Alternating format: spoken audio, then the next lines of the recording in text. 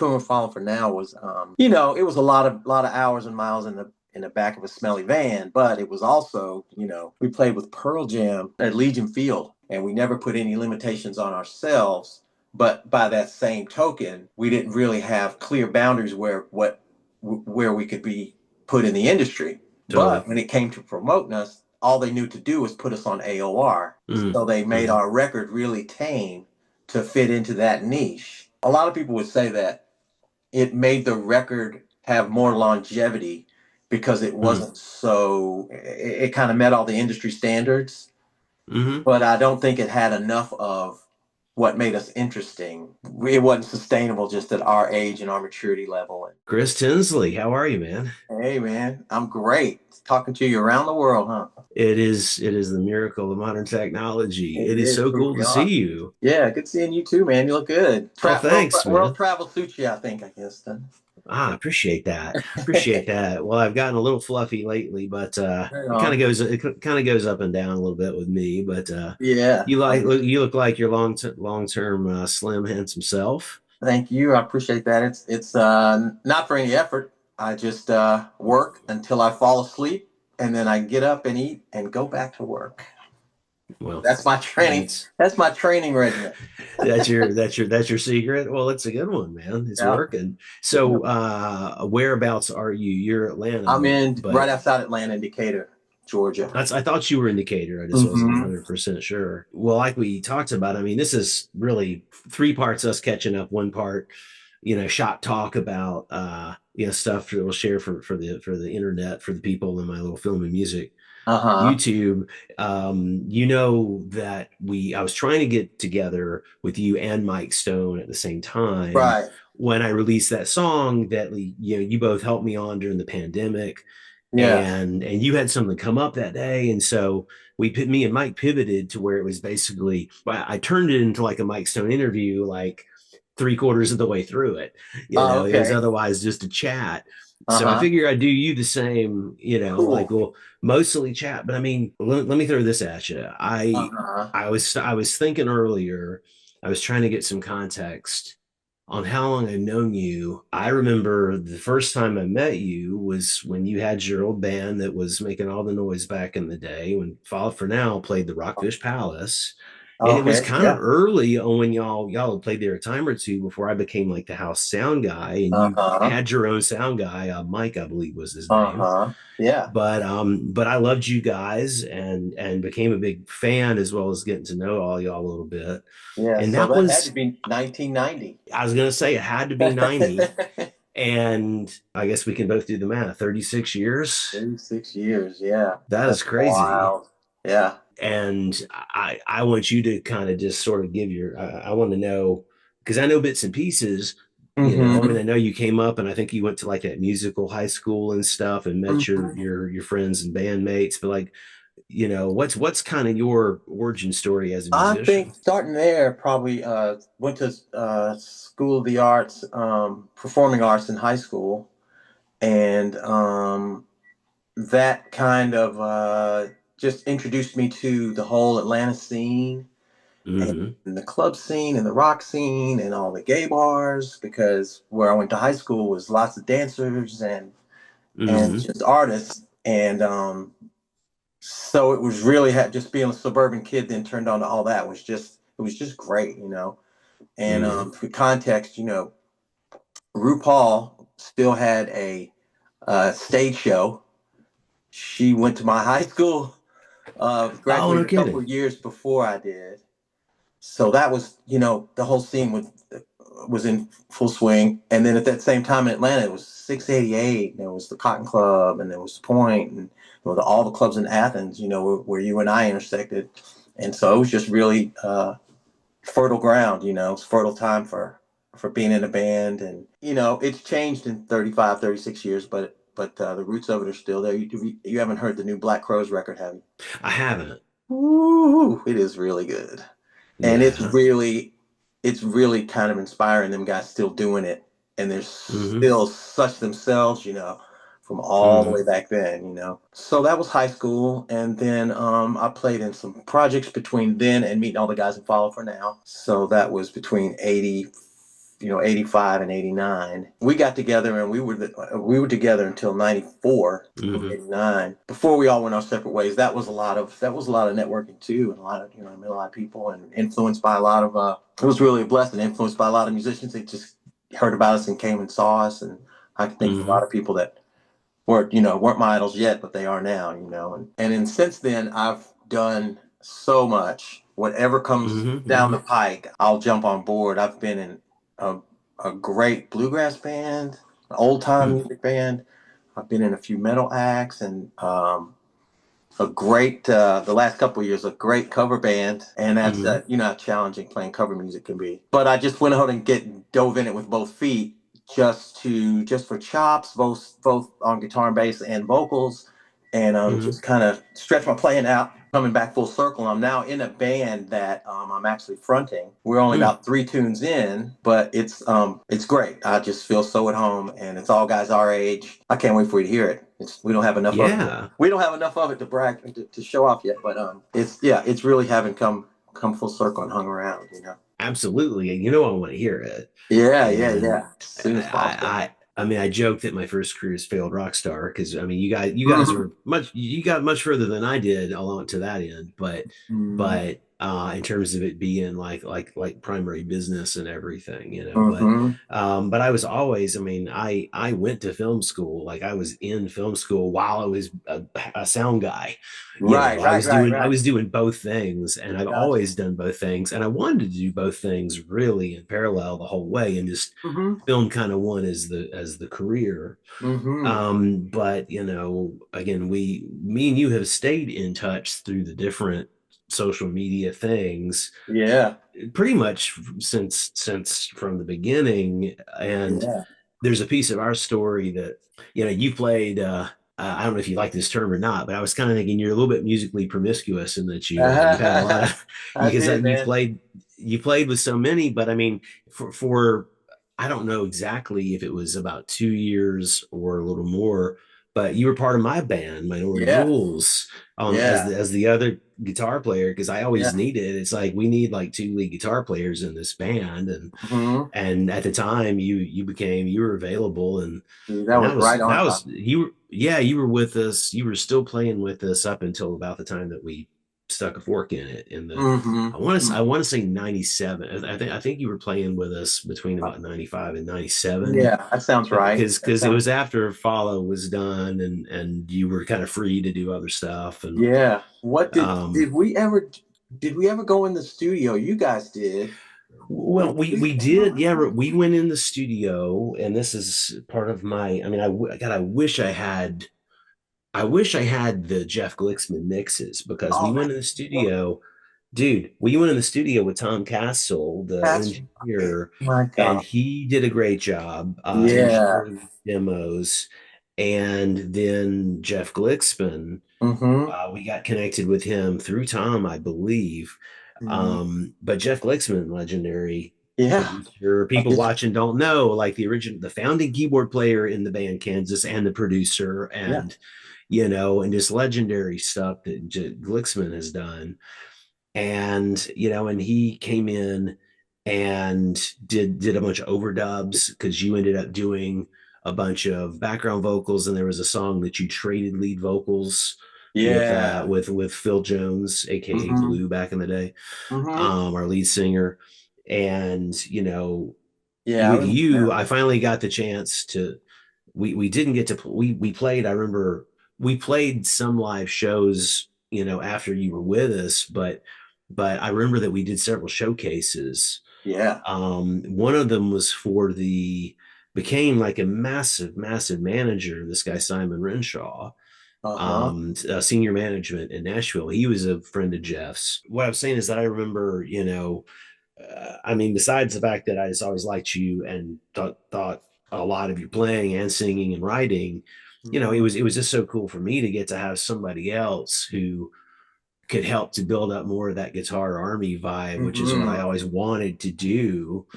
And you have such a different. I felt like we played really well together. Contrast. I felt like we had a nice overlap, and so we'll talk more about maybe my virtual project that I'm working on the next song. Oh, good. And so I wanted to see if you might play some guitar and some bass on it. Yeah, I would love You to. know, Yeah. cool. Because Mike Stone's going to do the drums, and I'm Yeah. just finishing like the demo of it. What I was going to say is that we played together, and then because I was always moving around, and I moved to Hmm. Los Angeles in 2002, and Hmm. so we always stayed in touch. And then during the pandemic, you got together with me and played a really cool bass part on this song that came out called Wonderland in the end. Hmm. Atlanta is such a scene. I mean, I know. talk about the Atlanta scene, because I think people don't know how deep the music goes in Atlanta. It's so deep that things things fly by before I really have a chance to get my head around them. Projects just come and go while I'm, focused on whatever I'm immediately focused on. Mm. And I was just thinking a few people that they'll either end up on YouTube and I've known them in real life, or like that's more like technical stuff, like guitar demos and sound out Hmm. amps, and they'll really like make a name for themselves just right here in town. David Harris was the singer in Fall for Now. He's a good one. He's a good one. Just that just kind of knows everybody, and Hmm. he just got a job with a record company. I'm not really Yeah, sure what it is. he's doing A&R. I saw That's what his I thought. post Yeah, about it. yeah, And yeah, people, yeah. yeah, and David, people who watch this, and I mean, when I do this, and I'll tag it, among other things, Hmm. follow for now, and with his name, as well as obviously whoever else comes up in this. But Hmm. I mean, yeah, he basically has been John Mayer's band leader on and off for On and off and seems doing like lots seems of. like 2 decades, and he's Well, got his own he solo stuff. He's put out mhm. so many records. He's so good. Those writer workshops and stuff. Like he's really Yeah, everywhere he can be creatively in the industry. I feel like he sticks his hands in it. So it'll be good yeah, to think. I think he's kind of trying not to live on both coasts if he doesn't have to. So that's why he kind of yeah, took an office job, and yeah. he's Because got he's back like primarily in Atlanta now, as I mm-hmm, understand it. Yeah, mm-hmm, mm-hmm. He's got a boy in high school and a boy in middle school or junior high. So mm-hmm. that'll keep you kind of planted until graduation time. I would think. I Exactly. haven't talked to That's him. what I understand. I haven't talked to him in. I'm an old dad. I have a 2-year-old daughter. Yeah, yeah. You're learning. You're learning. And then I'm on the other side. I just spent the weekend with my two granddaughters last weekend. They were Wow. here. They live in Colorado. So that Oh, was cool. that was fun. What part of Colorado? They I've got a live whole they live history outside with. Aspen. They Oh, live nice. well they both work in Aspen, but they live in Carbondale, Colorado, I think is Okay. where their house is. No, And not your granddaughters don't work. I guess you mean your son yeah, and your daughter-in-law. they work my son and daughter-in-law's nerves is what they I work. bet they do. I Man, bet they they have a do. they have a ball there. From what they tell me, it's just really, really kind of idyllic up there out of the city, you know what I mean? And Yeah, some I weirdly I lived in the suburbs of Denver in 10th grade uh-huh. before I moved back to the South, because I'm a Southern guy start to finish, except through high school and stuff. But Uh-huh. yeah, I lived in the suburbs of technically called Lakewood, Colorado. We lived in a neighborhood called Green Mountain, which is all basically outer suburbs of Denver. Uh-huh. Weirdly, this is apropos of nothing except random weird connections. But I worked at sort of the flagship of this local chain of music stores that was like one part records and tapes, one part instruments, one part like guitars, bass, drums, one part pianos. And then they Uh-huh. had Okay. teaching suites. And there was this guy who was crazy, good looking, young, charismatic guy who Uh-huh. was one of the guitar and bass teachers. And I work in the register. I would like get the chart. People pay for their lessons. I want to pay for 5 more lessons with Kip. And how Oh, many dudes named Kip? Kip Winger used to teach at this place where I was working in high that is school, crazy. and he literally left To to start go winger. off. And I think he went to join Alice Cooper was his first. Anyway, Oh wow, I didn't know that. total random. I have had, even before being in music, I've had all these, and this isn't about me, but it just for the sake of me telling you because it's funny. Sure. I've had so many. I'm sort of like the Forrest Gump of like Near weird misses in the connections. music industry. Like before I was working in entertainment industry as a whole, I just have all Hmm. these weird, all these people I happen to know and intersect with in these strange circumstances, Wow, But that's that great. was that was a funny one. But we're talking about the Atlanta scene, and Yeah. yeah, somebody like David. I mean, there there are a lot of bands we were talking. I don't know if this was when we before we were recording for YouTube, but Hmm. we talked about the Black Crows. Obviously, still getting it done. So many Hmm. bands. I mean, I was a huge Seven Dust fan, and Seven Dust is Yeah. still out there touring and putting out records. And our old drummer in my band, Tammy Hurt, of course, is Yeah. like big cheese with like the Grammys, Yeah. and had been, I think, executive chair of the board. At Was some point, yeah. her Was. last gig before she kind of did like 4 years of that, but she basically was helping to run the Grammys for years, Hmm. Hmm. and I mean, Atlanta has got such an interesting history It just does. in general, for good and for bad, obviously. But in Yeah. terms of the people it made and the music that those people created, Yeah. We were kind of in a kind of a pivot point in history for the scene too. I mean, just all the bands from Athens and the B-52s and mm-hmm. REM and Pylon and like I said, all that was at the same time as all the bands that were in Atlanta and all the hip hop that came out.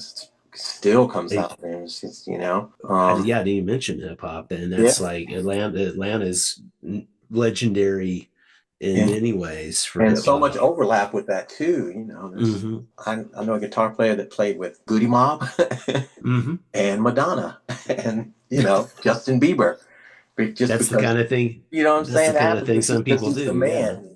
Depending on what you really see in your future. If I was a youngster and not keen on moving to LA to play rock and roll, I would come and set up shop here. I think there'll be another wave, and just kind of as geography more and more tends to be less of a factor because you can do what we do from anywhere. Exactly. I guess this little memory lane question. What are some of your standout memories of your, lifetime as a musician? That's kind of Um, an open-ended question. yeah, that's how we had a few high points. The whole time of touring Falling for Now was it was a lot of hours and miles in the back of a smelly van, but it was also we played with Pearl Jam at Legion Field. Did you come that Mm, night? I didn't. I didn't. 800 man. That I was was reading from afar. that was epic. That was epic. Just that night and just several shows with them were just I just feel like the crowds that we were opening so a lot of people hadn't heard of us, but they came with sort of a Pearl Jam sort of mindset, so we like fit right in there. They were open to us Yeah. messing with them. So there were a lot of great times on that tour. And then we also did some dates with Drivin N Cryin over the South, and just here and there they pick us up and stuff. And I enjoyed those dates a lot too. Again, because the crowd was ready. You know, if I Falcon must could have seen sort of, Driving and Crying 100 times. yeah, yeah. So, Yeah. but Yeah. we could come in and put on, like, I don't know, Fall for Now could wear a lot of hats. So if we could vibe a little more Pearl Jam when we played with Hmm. them, and then we could evolve a little more, Stax and Allman Brothers when we played with Driving and Crying. And Right. then our Right. another big tour, the other big one that we went out for almost a year, if I remember right, with 24/7 Spyz. I couldn't remember if it was Bad Brains or 24/7. Yeah. Yeah, yeah. We never got to play with Bad Brains, but when we toured with Okay. 24/7 Spyz, we had to like up the metal part. That had to be like, Yeah. and so You had to those kind of crowds lead came with expecting that. like Milkbone and stuff like Yeah, that. and just that whole cut, and that was a blessing and a curse with our band that we had so many masks. Well, I Um, mean, talk about it a little bit more because I mean, it's as much as you're comfortable because I mean, yeah, I know a lot of the story, including stuff that's like probably private, and so I don't want to say yeah, it's a something. lot of But here's the thing: there's a lot of family people, stuff in it that I'll leave out. gotcha. But I was just going to say, in terms, talk about who you guys were because anybody who searches this that knows you or knows that band, Right. they're still, you know, I'm not telling you something you don't know. There's Yeah. still an awful lot of passionate fans of that band because Yeah. you They really guys did. were awesome. And Yeah. it was such a, how would you describe it? Because I know I would say, like you just said, I mean, it's like almost like one part, I mean, heavy part, maybe two parts soul in terms of the spirituals Mm-hmm. feeling of music, but like Mm-hmm. rock, hard rock, you know, metal. It just had Yeah. all these and atmospheric. I mean, there was definitely like some bong toke music in there too, you know. Yeah. So Yeah. how It would you was great. describe it? And We had enough originals. Looking back, we could really shepherd the mood of the whole night. So it would start at mhm, one point and it would have a mellow part maybe in the middle, everybody catch their breath, and then end big, or we could end small, or we could ease into the front. And mhm, but I think that made us less palatable to the industry. mm, And we were also learning, we were young, so we were learning about, I was personally learning about guitar sounds and amps and what I really, what guitar and sound and tone and would really express the best what I was trying to put out. So all that was going on while like I said, our set went every direction and we never put any limitations on ourselves. But by that same token, we didn't really have clear boundaries where we could be put in the industry. So they mhm, wanted mhm, us to be original, and they hired us because we had like a really, really organic fan base all up and down the East Coast. totally. But when it came to promoting us, all they knew to do was put us on AOR. Mm, So they made mhm. our record really tame to fit into that niche. And it took Yeah. away from, a lot of people would say that it made the record have more longevity because it Mm, wasn't it kind of met all the industry standards, mhm. but I don't think it had enough of what made us interesting. We should have had one side. Back in the day, you'd have one side studio, one side live. That may Right, have right, right, that right, may have right. served that may have served us that may have served us better. And then just the Interesting. stress of that, we were young and impressionable, and Sure. had lots of voices, lots and lots of voices from the outsiders. So it wasn't sustainable just at our age and our maturity level, and all Right. that stuff. Well, that's a good perspective to have on Yeah, it. we I just weren't mean, ready. well, yeah, because I mean, I remember it seemed like there was a bidding war for you guys, hmm and I mean, I remember like Stanley Jordan coming to see y'all at the Yep. Rockfish, and like You all sure these did come to the famous Rockfish. people cruising through to like Yeah. consider producing or consider collaborating in some way, and Yeah. lots of people like that that were Ron Saint Germain because came to the Rockfish too. yeah, I Yeah, he remember, came to that would have been it was great. It would have been interesting. And then yeah. after we got the record done, the record in the can and it sort of being managed into a industry palatable package really put Hmm. stress on us. Yeah. And we separated from our management. And then basically they just sued us for breaching our contract because, Mm. we kind of just went rogue. But the label still supported as much as they could, and they hired another producer. We went to Muscle Shoals Sound Mm. and recorded 4 or 5 songs or whatever, like another demo, just so that the label could see that we were still um, Hmm. productive. And I loved all those tracks, and it really did show the progression of our band with all the original members, which is another Hmm. part Hmm. of what happened on the record. And Right.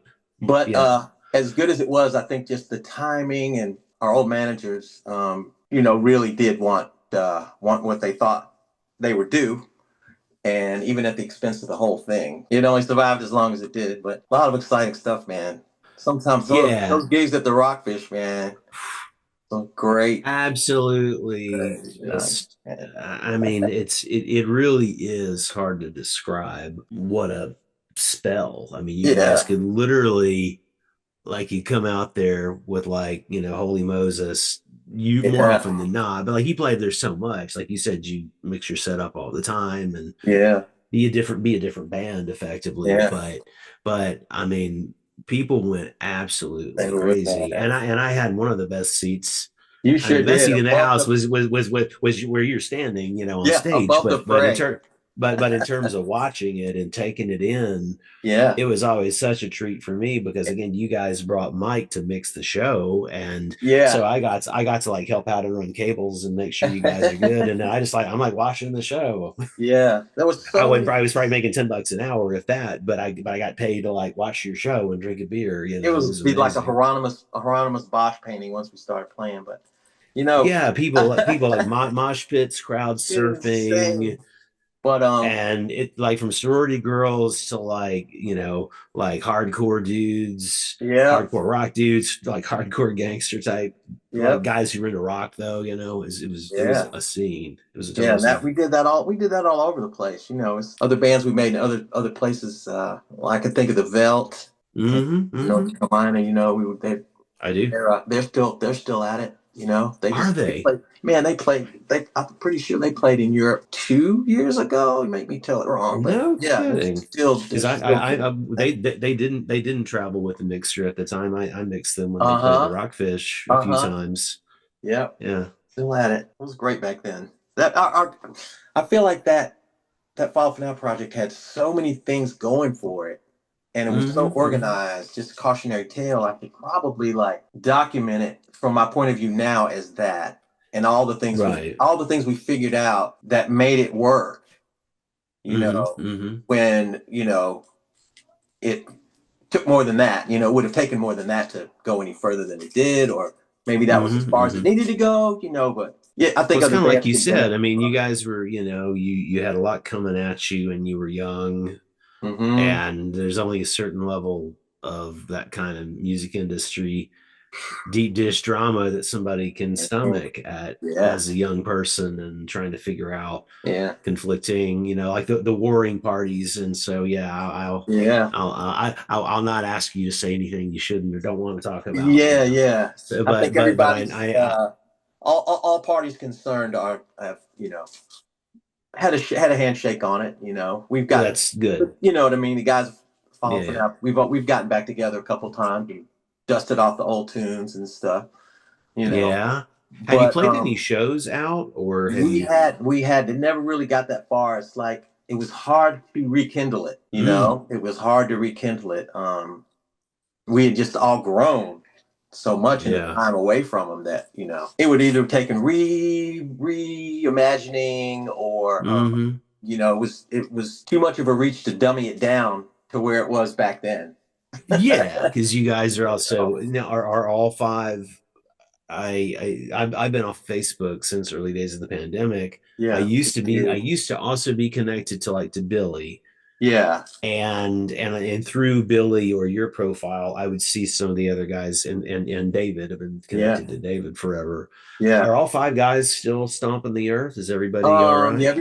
everybody's still with us and all playing music at different to different degrees. Gosh, I think we really did want to maybe do something again just because I think people would have loved it, but it's like I said, it's just it was tough to agree on, like, no, let's do this Sure, to it, sure, let's sure. do that to it. We didn't want to reproduce it, and yeah, Right. yeah. It was it I was it gotcha. was too big of a rock to push uphill, even though we really were pushing together, got Yeah. together and thought Well, about it. A lot of people were right. disappointed, You mean you're not the same guys you all were 30 something years ago? 1996. Yeah, exactly. Right. Yeah. I want to ask you selfishly just a little bit on what you can even remember about doing that song for me. Mm-hmm. But because it was pretty much a quickie, I mean, Man, that went so smoothly. I only One thing I do want to mention about that is it forced me to like actually learn all the software that I bought in the last 5 years. at the time you you know? said I got this stuff and I haven't got it all situated and you were going to have Yeah, to get configured. yeah, So and even rendering and just those steps. I'm sure you schooled me a little bit on it, but I remember we talked about you a few know, things. Yeah. and so that was my biggest benefit because what happens to me is I get on the seesaw, the teeter totter, if you will, of doing things technically that I can do in my rig Hmm. and just creating, Yeah. right? So with you able just to send me basic tracks, then I could just hit record, pick a track, hit record, put a track down, see if I liked it or not, close that one, open a different one, compare the two, just like kind of basic stuff, you know. And I really, I really kind of felt empowered. I felt like I was really like a Nice. producer for myself, you know. Yeah. Off camera, we can talk more about our next project together and technical stuff, and sending you as dry a track as I can, so that Yeah, you can yeah, do yeah. stuff. You'll have room post production and that kind of stuff. You Yeah. know? But yeah, it was a good technical learning experience to the point that I could jam and not so much worry about just press record and jam, and then press stop and listen, and not try to dig into it and fix delays, and I can't, it's the saturation and you know. Yeah, So it yeah. was good. So it's good. I had enough that I could really digest and, you know, create kind of freely. So I can't wait till the next one, man. Awesome, man. Yeah, Send we'll it, talk. send We'll it talk. We'll when you talk offline can. about the details, but Yeah. it's in the works, and it's getting. I'm getting close to where I want to start sending it out to. You know, like I said, I've got to do some edits. I'm gonna get it so Mike Stone can put it on his stack. You know, for when he can get to the drums, and then I'll send it your way. I think so. Cool. So Cool, man. we'll have sort of like a virtual band, Yeah. like a I, 3-man virtual band, you know, yeah. like another. You don't know how that blows my mind. It really does, man. Like, wow, it's Yeah, real. We you're there. actually. Mike's in San Diego, but Uh Mike's in huh. California. I'm Uh here. huh.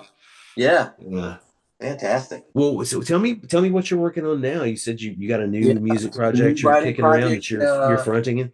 Just some guy. Yeah, I'm finally like just some guys that have been playing together, and the guitar player is just great with creating, linking a few riffs together that really makes sense. He's really good about that. Oh, and he's an English professor. He's an English professor. Okay. So then Okay. he links these things, and then he has the ideas for the lyrics in his head. So he comes and sketches them out to me, and then I just have to sing them, interpret them, and I adapt a little bit. You know, I kind of, it's probably like 90% him, 10% me actually composing, so things fit in my mouth well, and then Right. learn a guitar part that I can play while I'm singing. Right. That's really like Ron and Keith. I really do Yeah. play. You know, he The plays. call response kind of You thing. know, yeah, or two parts that fit over nice, you know, or something that I can maybe call and response with my vocals. So I sing the phrase and then do the little fill that matches. And Right. there's just so many compositional kind of stuff that we can do now. It's great. When I was singing in a cover band, and I'm just realizing that this last few weeks, it was hard for me to memorize lyrics that I had been singing in the shower since my because we did. I was the cover band I was in was called Deep Shag, like a carpet. So all we did Oh, yeah, was yeah, yeah, yeah. 70s. We just did this. We did 10 years. We did them by the decades. So we just did just Okay. songs that came out in 1970, just 71, then just Oh, 72. okay. So if you do that top 40, then you're going to have Stevie Wonder in the same set as, you know, Sabbath. I mean, Um, or Led or Zeppelin. Bob Seger or Yeah, yep. yeah. And that was tougher than these original lyrics. I had to say, I had to have the music on a pad, Like the lyrics on a pad, so I can watch while I was singing. And I don't think I'll need to do that in this band at this point. I imagine that yeah, it'd be This hard is to go good. from like superstition to night Yeah, yeah. moves. Yep. Yep, it was. The other good part about it is that I can, in this band with these songs, I'm still in control of the melody, so I can sing them where they're best, where they hit my voice best. Where it fits you, yeah. Oh man, and closest to my speaking voice, which is another trick I've kind of learned over the years of writing stuff. So the peak of the song, the home of the free and the home of the brave, right? So that's the peak of the song. So pick that note where your voice is going to crack, where it's just like you're really pushing it. And Yeah. right. So with Yeah. that thinking, I can do these songs that way too, and Ah. peak the song where it peaks, where my voice is like it's really earnest because my voice is That's cracking. yeah. That's good. And I feel like That's a good sometimes, technique. just as I'm thinking about it, sometimes the parts that I pick are actually harmonies of the melody, even though I wrote the melody too, Mm-hmm. Jimmy and Mm-hmm. I did together, but nobody will notice. I'm not really, because I'm singing by myself, if that makes any Mm-hmm. sense at all, you Mm-hmm. know. Mm-hmm. Mm-hmm. Uh, Yeah. so I'm just really excited. It's a lot of new things on my palette Mm. to do with these guys because he's a great guitar player. Oh, and did I mention that he plays out of a Friedman half stack? Mm-hmm. Sounds Oh, wow. it sounds amazing. And Yeah. If I win the lottery, I want a dude, Friedman. well, I'm playing out of a Magnatone 212. That's a nice amp. And man, I I bet it have sounds great never. together. Oh, they sound great. And I got an SG. My wife bought me an SG for my birthday last year. And then he Nice. either plays a Telly. He has a really nice Telly, and then he has a Heritage Les Paul that he plays. Mm. And so I'm telling you that Magnatone amp sounds so good. I am brave enough to play clean. Let's play clean tone. It's not Fender Wow. Twin clean, but Sure. it's loud and clean, and I'm just having a ball. I'm just having a It's ball. From back in the day when you and me were trying to like balance saturation and so we exactly. It's sound like distorted together. which flavor of square wave are you Yeah, going to have? exactly. We're gonna hear the music. And now I'm just a Yeah. little Dumble clone, Oh, little $59 fake Dumble stomp all box, right. and it's really exciting. I can't wait to send it to you so you can hear it. I'm excited as hell to hear it, man. Yeah, Yeah. I think that you had I mean, I mostly had a JCM 800 Mm-hmm. through most of that, but there was a minute where I had like a friend's 5150 Yeah. and that I also had a dual rectifier at a different time. And I think were you playing a dual rectifier back then? No, I was playing a 5150. Yeah, that was your 5150 then I'm thinking of. That was in the band Yeah. room that I would Yes. play through sometimes and Yep. love it. Yep. That's a metal amp. And we were It again is, we man. got into hard rock, but that's like a metal amp, really. Yeah, it really was. And then years later, I sold it for way less than it was worth because I didn't get it. And it was an original. I got that amp. Uh Oh man, I got that amp in 1990. And I had was that like a record deal kind of when it thing? Was comes. that But like you get a couple new guitars, get a new amp? I got that Paul Reed Smith 10 top. I remember you had the Remember that one? PRS. And you had a That was Paul Reed sweet. I remember PRS too. I remember the first time I saw it when you had just got it and you Yeah. like open that case and I'm like, ooh, that's Oh pretty. man. Yeah. That's pretty. Yep. And then I have a 71, 72 Stratocaster. The really Oh, skinny neck. Remember that one? oh, that's yeah. That one I still have. That I still have. Oh, I don't have that's the PRS I now. don't have anything, unfortunately. I don't even have electric guitar here. You don't? I don't, That's a man. trip. Yeah, no, I need to get something, but the thing you'll really laugh when I'll play this for you. Maybe I'll play it for you. Not for the internet yet. Sorry, people, I'll be Right. disappointed. Maybe I'll play you the work in progress, but for Okay. now, for tracking, I have this classical guitar. Is the only guitar I Uh-huh. have in the house, Oh and my so God. I mic it. And then I Uh-huh. run it through like an amp sim and distortion tunnel, and It works out. it's a totally ghetto. I mean, this is no one will ever hear that released, but it works for That's now. great. And then I've played and programmed a bunch of like deep synth bass organ Mm-hmm. stuff. Mm-hmm. So yeah, I mean, I'm not mad at it for what it is in terms of like compositionally, Yeah. but in Are you terms of play now? sounds, Do you no, play the it's bass guitar parts on the classical too? I no, I programmed that. Okay, got it. Yeah, yeah, I yeah. programmed it. I That's programmed the great. bass guitar. There's organs and I mean, I was telling Mike, it's like whatever this project is, it's sort of like Foo Fighters meets Dr. Teeth and the Electric Mayhem. Right, right. That's great. You Because know, I had gone all IR. I'm looking around for mine now to show it to you. But I bought this little TC Electronics, half a pedal space, hmm. IR, and it's got 50 amps. It's got 30 cabinets. You can switch them around and stuff. And Oh, I was really nice. loving it. And then I also got this Fender amp. This Fender rig is called the Tone Master. It's just for IR, and it's Hmm. compatible with anyone that you stick into it. It doesn't have to be their Fender Tone Master, big Tone Hmm. Master rig. It's just a Hmm. 212. But since I've been playing with these guys, and I go there once a week and plug into that Magnatone, I don't even use my IR anymore. It'd be a crime. It'd be a crime to me. So it's just I'm just really happy that I'm still evolving with all this, and things are still new to this. I still experience awe within within music and what's possible. So I feel lucky that I'm not so jaded that, oh man, I got my PV Classic 50. That's all I need. Hey man. Yeah, that works too. Yeah. Well, dude, it's awesome to catch up with you. I won't keep you too much later, and we'll chat a little bit after we hit the stop button. But I'm excited to hear your new music. Yeah. And it was so cool to get you to play on Wonderland, and I'm looking forward to continuing the virtual.